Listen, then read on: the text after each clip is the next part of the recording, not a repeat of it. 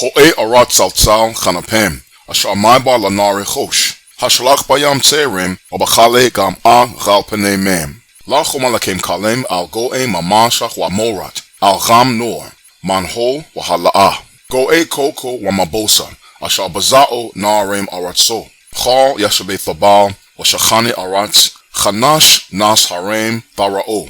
Wa chataka shopar bashamay'o. Checha amar Ya'oh ale. Ashakata wa beta bamachone, chacham tzach galeor, charabtal bacham katser. Che lapene katser, chatham parach, wa basar gamal ya'e natsa, wa charath hazal zalem bamaz maroth, wa atha nateshoth, haser, hathaz. Yaizawo yachado la ghet harem, wa la bamath ha'aratz, wa katz galeo ha'ghet, wa cha bamath ha'aratz, wa galeo tha charap, ba raf ha'e'ah. Yobal Sha'e Ya'oh Tzabaoth, Ramamashach wa Morat wa ma Ramnor, Manho wa Hala'ah, Go'e Koko wa Mabosa, Ashar Baza'o Narem Aratso, Al Makom Sham Ya'oh Tzabaoth, Har Tzeon. Woe to the land of buzzing wings, which is beyond the rivers of Chosh, the one sending envoys by sea, even by implements of flax upon the face of the waters. Go, you swift messengers, against the people drawn out and polished, against the nation terrible from its inception and hitherto, the nation line by line and downtrodden, which the rivers have spoiled its land. All you inhabitants of the world, even you dwellers of earth, when lifting the banner in the mountains you will see, and when blowing the trumpet you will hear. For thus said Ya'oh unto me, that I may be silent, and that I may consider from my resting place, as the heat of shimmering upon the herb, as the cloud of dew in the heat of harvest. For before the harvest, when the bud is perfected, and the sour grape will be ripening in the flower, then he will cut off the tendrils with pruning hooks, and he removed the fruit-bearing vine branches he caused to cut down. They will be relinquished together for the ravenous bird of the mountains, and for the beasts of the earth. And the ravenous bird will summer upon it, and all the beasts of the earth will winter upon it. At that time, Sha'e will be carried unto Ya'oh of hosts, of the nation drawn out and polished, even from the nation terrible from its inception and hitherto, the people line by line and downtrodden, which the rivers have spoiled its land, to the place of the name Ya'oh of hosts, the mountain of Tzeon. Verse 1. The word Ho'e, woe, is a warning of doom and destruction. It is directed at the same land alluded to in Sapan Ya'oh, Zephaniah chapter 3 and verse 10, and which is located beyond the rivers of Chosh. Chosh is the Ghabare, biblical Hebrew term for all of the African continent south of Mitzrayim, Egypt, where rivers are abundant. What is called Africa today was called Chosh by the prophet Yashai-Ya'oh, Isaiah, who was in the promised land northeast of the African continent when he wrote this prophecy. Therefore, the land that is beyond the rivers of Chosh is not within Africa. It is west of the continent of Africa and clear across the Atlantic Ocean. He did not say the land was among the rivers of Chosh. He said it is beyond those rivers. And the landmass that is beyond the continent of Africa heading westward is the New World, the Americas. It is also a land of buzzing wings, which gives the mental picture of a locust swarm. But this is hardly an attempt on the part of the prophet to say that there are locusts in the New World. The prophet is describing a different kind of invasion. The buzzing wings of locusts is symbolic of the European invasion and colonization of the New World, which began in the 15th century. Verse 2. It turns out that the buzzing locusts are a maritime people who have speedy sea-going vessels. The word chale means something that is prepared, i.e. any apparatus as an implement, utensil, dress, vessel, or weapon. The word gam'ah means flax from the papyrus plant. The context is ships able to sail upon the sea with great speed after they depart from the land beyond the rivers of Chosh, which implies a transatlantic voyage that excludes small boats used on rivers and lakes that were constructed mainly from bundles of reeds and were not suitable for sailing on the open ocean. These ships must be the gallant big ships, able to ply through the high seas. The implements of flax are therefore the ship's canvas sails, made from flax fiber, and mounted onto the ship's mast to harness the power of the wind and propel the ship. The word sair means envoy, agent, or ambassador. These swift envoys are sent in speedy ships from the land of buzzing wings beyond the rivers of Chosh to go against an oppressed people. Hence, these ships are not carrying diplomats and heads of state and whisking them off over the Atlantic Ocean to attend a summit meeting with dignitaries of a foreign country. These ships are slave ships engaged in human trafficking, and thus we are talking about the period of the transatlantic slave trade. The captain of every European slave ship sent to West Africa to obtain slaves and then ship their human cargo to the Americas was the envoy, the tsair, for the trading company that owned the ship.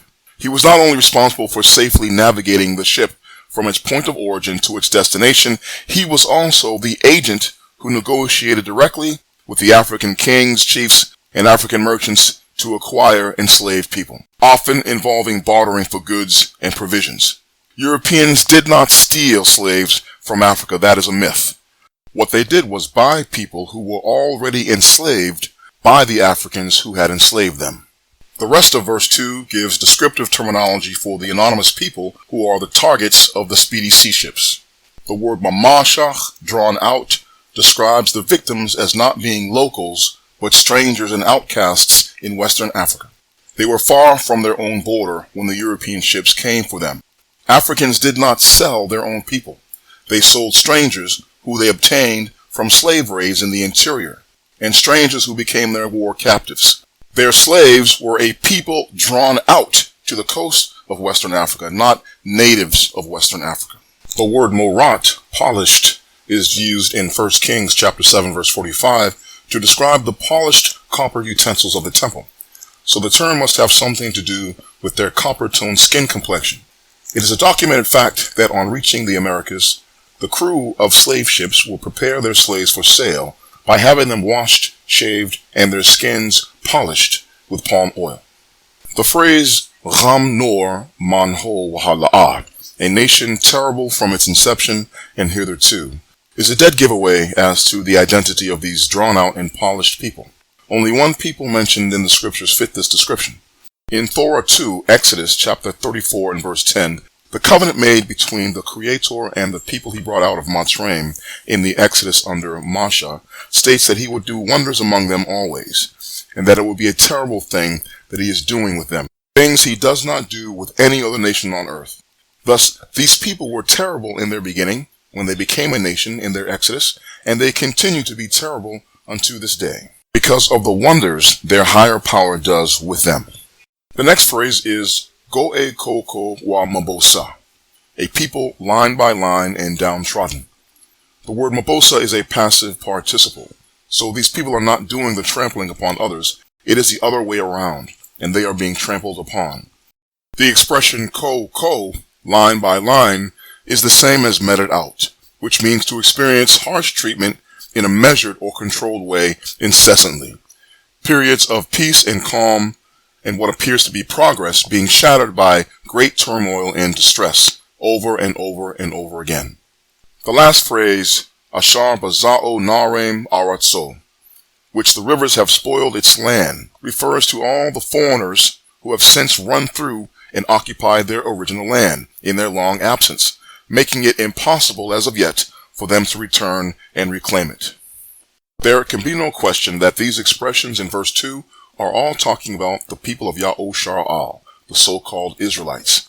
And Yashai-Ya'oh, Zephaniah chapter 3 verse 10 explicitly states that their forced migration away from their homeland in the Levant would take them beyond the rivers of Chosh, which means they would migrate through Africa to the west and then west of the African continent to the ends of the earth in the Americas. This is the curse of Torah 5, Deuteronomy chapter 28 and 68. The people cannot become drawn out from their original homeland and taken to the new world beyond the rivers of Chosh until Africa became the point of their forced departure to the Americas far beyond those rivers in Chosh. This happened with the advent of the transatlantic slave trade beginning in the 16th century. Verse 3. As those responsible for the largest forced migration in human history, namely the Africans who sold their slaves and the Europeans who bought them, have never been held accountable or punished for this hate crime, it is fitting that verse 3 puts the entire world on notice that a day of reckoning is coming. The banner is lifted in the mountains by the same oppressed people in verse 2, after a second exodus when they will relocate to another land and reestablish their nation there. The blowing of the trumpet, or the call to action, is the same people mobilizing themselves for war, but not war in the modern sense, for they have a banner and a trumpet, but not conventional weapons. Even so, they will have their revenge, and all the world will hear it and see it. Verse 4. Cha amar Ya'oh aleh, for thus said Ya'oh unto me. The conjunction particle che, for, at the beginning of this clause, indicates that the prediction made in verse 3, that all the world and all the dwellers of earth will see when the banner is being lifted in the mountains, and that they will hear when the trumpet is being blown, it means that the resulting phenomena will be witnessed and observed worldwide. And verse 4 gives the world a heads up as to what that phenomena will be. Ashakata wa abeta ba machone, that I may be silent, and that I may consider in my resting place. From the time that the speedy European ships made their transatlantic voyages, thousands of them, to obtain millions of slaves from Africa and bring them to the Americas, to the land beyond the rivers of Chosh, Ya'oh says he will remain silent and watch as events unfold from his resting place, which is a seeming indifference on his part until a certain point in history has been reached. Chacham tzach chaleor, as heat shimmering upon the herb. Chabtal b'cham katser, as the cloud of dew in the heat of harvest. These two enigmatic clauses tell us that the Creator's period of silent contemplation from his resting place is so that time is given for the temperature to rise exceedingly, and also for the atmosphere to fill up with excessive amounts of moisture in the heat of the summer harvest. These two clauses are predicting the effects of climate change, and Ya'oh, the one who created and controls the climate, is the only one who can manipulate climate change, not man. Shimmering heat occurs chiefly over land when the surface temperature is extremely hot, usually when the sun is shining brightly. Objects viewed through the mass of air heated by the sun appear to shimmer. This is what creates the heat haze mirage, or shimmering effect, that we see as we look down a road or down a field of grass on a very hot day. As ocean and air temperatures rise, this means more evaporation, and the hot air in the atmosphere is holding on to more water vapor, increasing the potential for extreme rainfall and horrific flooding in the heat of summer. This is the time we are in now. It began last year, in the year 7253, which is the spring year 2024-2025. That was the hottest year on record since records began to be kept in the 1800s. Last year was also the year of unprecedented hurricanes, storms, and wildfires.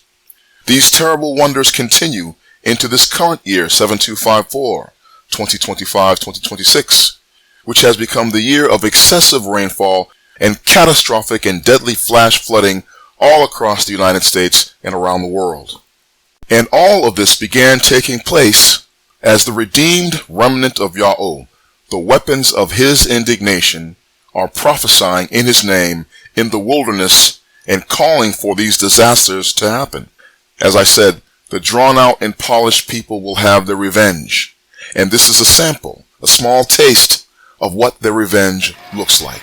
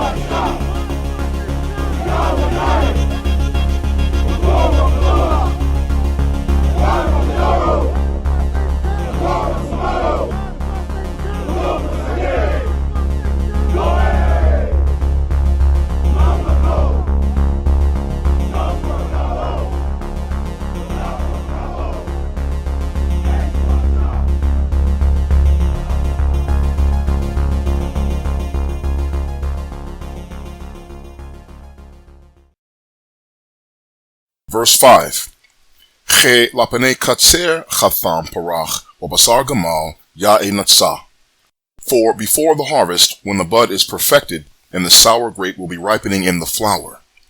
These clauses are also introduced by the causal conjunction che, pointing to a goal or result from what was stated previously. It generally takes 3 years for grapevines to produce a substantial harvest. During this time, the buds will blossom and come into perfection by the 3rd year of the growing phase, and then sour grapes will appear on the vine. Because grapevines are climbing plants, they possess tendrils, which are modified stems or leaves that enable them to climb up trees, trellises, or fences. Verse 5 tells us that before the grape harvest, wa charath hazalzalein b'maz maroth, then he will cut off the tendrils with pruning hooks. Since the subject of the verb wa charath, then he will cut off, is Ya'oh, the action is symbolic and not literal. The mazmaroth or pruning hooks are used to cut off the tendrils, but pruning hooks are not used to remove the entangled tendrils on the vine because this can cause serious damage to the vine. Tendrils are best removed by hand. This could not have been more true thousands of years ago when Yashai-Ya'oh wrote this prophecy and gave this analogy. In other words, the grapevine is symbolic for the oppressor, the ones with those speedy ships in verses 1 and 2 that were used to human traffic a drawn-out, polished, and downtrodden people living in Africa to be slaves in the land beyond the rivers of Chosh in the Americas. So the action described in verse 5 is not done for the benefit of the grapevine. Cutting off the tendrils by pruning hooks is symbolic for inflicting damage and injury to the oppressor via natural disasters. This is why climate change is predicted in verse 4. Climate change exasperates natural disasters by intensifying weather patterns and altering environmental conditions. The resulting catastrophes are the sign that the destruction of the oppressor is now imminent. The new growing phase of the grapevine was initiated 2 years ago, at the time of the exodus of the remnant in the year 7252, the spring year 2023-2024. Their ancestors, who were slaves in Africa, were brought by ships to the New World, and now a remnant of them has departed from the New World on the wings of an eagle, one by one, and one of a city and two of a family. And they have relocated to the wilderness in the far east, to the place of the name Ya'oh, that is proclaimed by that same eagle, the ravenous bird. We are now in the 3rd year of the oppressors, i.e. the grapevine's latest growing phase, and the Lord of the whole earth has been warning mankind by his terrible wonders in nature that he is about to end his silent contemplation and step out of his dwelling place to bring unrestrained wrath and just retribution upon this world. This is illustrated by the final clause in verse 5. Wa'athanate shoth haser hathaz, and the fruit-bearing vine branches he removed, he caused to cut down. Not just the ripened grapes, but also the healthy vine branches from which they hang are all cut down in the time of the harvest. This is nothing but the destruction of the grapevine. No grapes will ever grow from it ever again. I.e., this is the end of Babylon, the capital city of the strongest nation on earth that deals treacherously with the drawn-out and polished people, the people it held in bondage from the early 17th century to the late 19th century, and still refuses in this 21st century to compensate them with reparations. They will get their reparations. This is what the ripened grapes on the vine branches symbolize. Only it will not be the oppressor agreeing to give it to them as some sort of handout. They will take it by force when the oppressor has been violently cut down and destroyed. The verb hathaz at the end of verse 5 is from the transitive root thazaz, to cut off. A verb that is transitive in the basic stem becomes doubly transitive in the causative stem, once for the cause and once again for the action that is caused. What this means is that Ya'oh causes the destruction of Babal by causing someone to destroy it, and that someone can only be the ravenous bird mentioned in the next verse and under different names in the writings of the prophets. Verse 6. Yazbo yechado la'chet harem v'la'bamath ha'aratz. They will be relinquished together for the ravenous bird of the mountains and for the beasts of the earth. To the victor go the spoils. This idiom means the winner of a war is entitled to all the benefits, resources, power, status, and wealth and rewards of their victory. The spoils of war are exclusively for the victor, leaving the losers with nothing. And the victor is named in verse 6. The spoils of war are represented symbolically by the fruit-bearing vine branches with fully ripened grapes hanging from them. The victor is the one who was caused to cut them down, as per verse 5. This is the ravenous bird of the mountains, and the beasts of the earth are his army that is with him in the wilderness. Thus, these animals of the wild are symbolic of the remnants of Ya'oh, the drawn-out, polished, and downtrodden people who have relocated to the wilderness after their exodus out of the New World beyond the rivers of Chosh. Their king is the man called the ravenous bird, both here and once again in Yashai-Ya'oh chapter 46 and verse 11. He is the man whom Ya'oh has appointed to utterly destroy the city of Babal, not by launching a large-scale military attack employing conventional weapons, but an attack which utilizes the might and the overwhelming power of prophecy, which is impossible for any nation on earth to defend against. Wa katz ghaleo hagait, wa chalbamath haaretz ghaleo tacharap.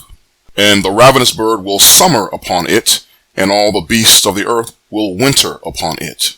The ravenous bird will summer upon the grapes on the vine branches which he was caused to cut down, because the destruction of Babal takes place in the summer, when grapes are harvested. And the grapes are symbolic, as I said, for the wealth that Babal has heaped up. She is abundant in treasures, yet her vast wealth will not secure her. Destruction will come upon her suddenly, instantly, in one day, when she is not thinking of it, and then she will be robbed of her wealth. Once the transfer of the spoils over to the ravenous bird of the mountains has taken place, after the collapse of Babal in a summer, then the army of the ravenous bird, those beasts of the earth who are with him in the wilderness, they will receive their share of the spoils in winter. Historically, armies engaged in war in the past would pause in winter and retire to their winter quarters until the summer. Since verse 6 is dealing with timing, it must be noted here that only 2 seasons are recognized in the scripture. Although 4 are commonly known to us, what we call spring and summer is one season in the scriptures, and it is called Kates, summer. And what we call fall and winter is one season called Charap, winter. The Kates season is the time of Cham, heat, from April to October. And the Charap season is the time of Kar, cold, from November to March.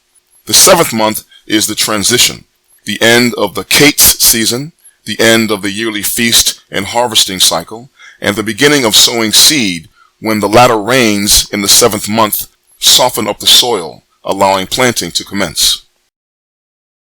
Verse 7. Ba'gaf ha'he'ah, Yobal Yashai-Ya'oh Tzabaoth. At that time, Sha'eh will be brought unto Ya'oh of hosts. Although the popular translation of the word Sha'eh is present or gift in most English Bibles and also in the Greek translation, we need to look at this word in more detail. The word is only used 2 other times in the scripture, both in the Mazmurim, or the book of Psalms. The first occurrence is Mazmur 68 and verse 30. From out of your temple at Jerusalem, kings will cause Sha'eh to be brought forth for you. The second occurrence is in Mazmur 76 and 12. Vow and pay unto Ya'oh your higher power. All who are around him, they will cause to bring forth Sha'eh of the one who is feared.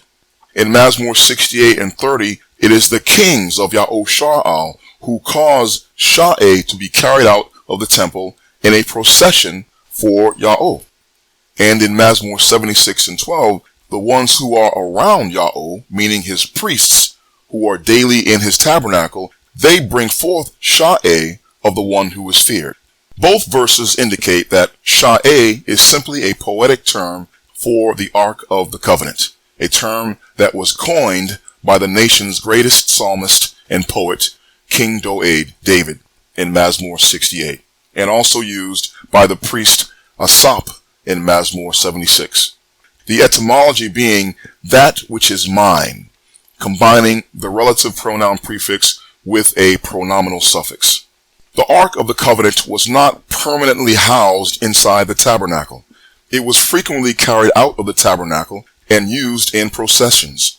For example, during the crossing of the Yarden or Jordan River, the Ark was placed at the head of the procession by the priests, who carried the Ark so that it was leading the way, and the waters of the river parted before them to cross over. What verse 7 is really saying is that the drawn out, the polished, the terrible, the line by line, and the downtrodden people, whose land is occupied by rivers of foreign strangers, these people, victimized by the transatlantic slave trade, they will undergo a major transformation in the wilderness and become exceedingly powerful. And they will use their newly acquired wealth, the vast spoils of war that was rapidly seized at the destruction of their enemy Babal, and go find and successfully recover the lost Ark of the Covenant.